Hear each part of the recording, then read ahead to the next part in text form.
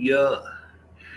This is spiritual exercise entitled He Tries to Cover It Up, Mix It Up, Revealing Coming. Boy, it is a beautiful thing when we can get a grasp of an understanding. Boy, it's a wonderful thing when we sit down together and just be able to just chit chat and talk. Boy, as we coming up through life, man, we get around our kin folks, or we coming up as little kids, and kin folks be messing with us and toying with us and playing with us, and sometimes we get that special uncle or that auntie or that cousin or something. They always got a joke or a riddle for us, boy. They give us them riddles and carrying on and them jokes, and we be standing there looking at them as a little kid. We don't understand nothing, and everybody around us laughing and giggling and carrying on. We don't understand what they just said, and we just be looking at them, frowning up in the face, mad as I don't know what, because we don't understand what they be saying, and everybody laughing at us. And we don't understand it, boy. It's a bad thing when we just don't understand. We just don't understand. We be tricked. And then we even, as we grow up, we get friends that learn how to watch us and learn how to figure out how we can be maneuvered and manipulated. And they learn how to trick us out of our toys and trick us out of our bicycle parts and trick us out of our bicycles or out of our dials and all of that stuff, and trickle out our toys and our posters and things like that. They even learn how to manipulate us out of our homework or out of the answers of the test and all that stuff. Well, it's easy to get caught up in some stuff. As the old folks used to say, it takes only a second to get in trouble where it take a lifetime to get out of it. It is so easy to get caught up in some stuff because we have to be watchful and mindful of what people are trying to do and say at all times. But it's so hard. It is definitely so hard. It's so hard simply because a lot of times I'm not even aware of what people are trying to do or what people are trying to say, simply because we sometimes just take people as what they are. They proclaim to be our friends, so we take them as our friends. They proclaim to be family, so we take them as family. They proclaim to be an individual hurt or an individual in need, so we take them as that. We don't proclaim for them to be hustlers or people trying to manipulate us or trying to use us out of just something simple that we figure is simple. If they was to ask us for it, we would give it to them, or we might not give them as much as they think they want, but we would give them something. We never even thought about some of the things that people were trying to take from us, but it's easily to get caught up. And we never really think about the big picture. We just think about the little things and how it comes about.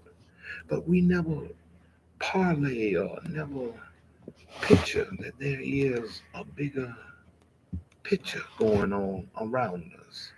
See, we're so used to looking at what is before us until we come into the body of Christ. See, when we come into the body of Christ, the first thing is revealed unto us is a whole new world that we had probably, most of us had never even taken a look at. That there is a whole nother world, a dimension for which we had not really focused on, a spiritual dimension. And this spiritual dimension actually controls the physical dimension. And with this spiritual dimension, we are caught up in a variety of things. Not only are we caught up in this variety of things, that we are the primary attack of this spiritual dimension. So, this spiritual dimension will manifest itself in the physical because it's trying to attack in the physical. And it hold on, it's trying to attack in the physical.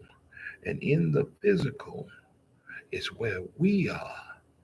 And this spiritual realm wants us in the physical. Now, the way it's attacked is confusing us in the physical. And that physical realm that it's trying to confuse is to distort it, mix it up, so we, number one, don't even believe in the spiritual. Number two, if we do believe in the spiritual, turn it into a different picture or a different reality of the spiritual realm.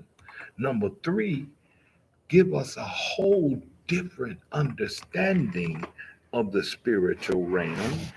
Number four, calls us to come into a reality that don't even exist. And number five, lose sight, hope, and insight of even an existence of a real truth. Now, with all of this going against us, we have to come to a realization that there is a truth. Now, at the same time, there is a truth that is coming and penetrating all of the mess.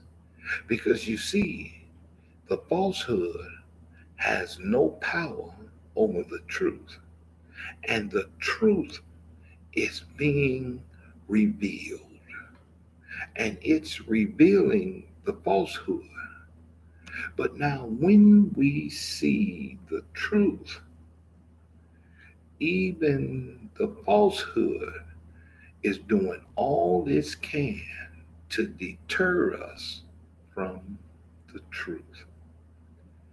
The question would be, when we see the truth, is so much falsehood upon us, are we going to receive it, or are we going to reject it because we going to want to still mingle in the falsehood?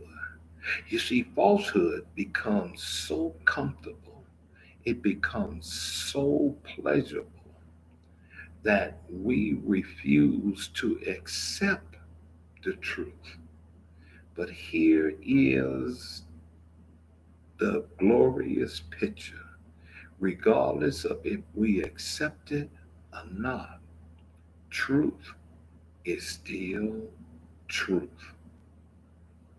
So, when the glory comes, the revealing comes always. Truth will always stand. Now, it's up to us to either accept it or reject it. Today, make your decision to either accept the truth, walk in the truth,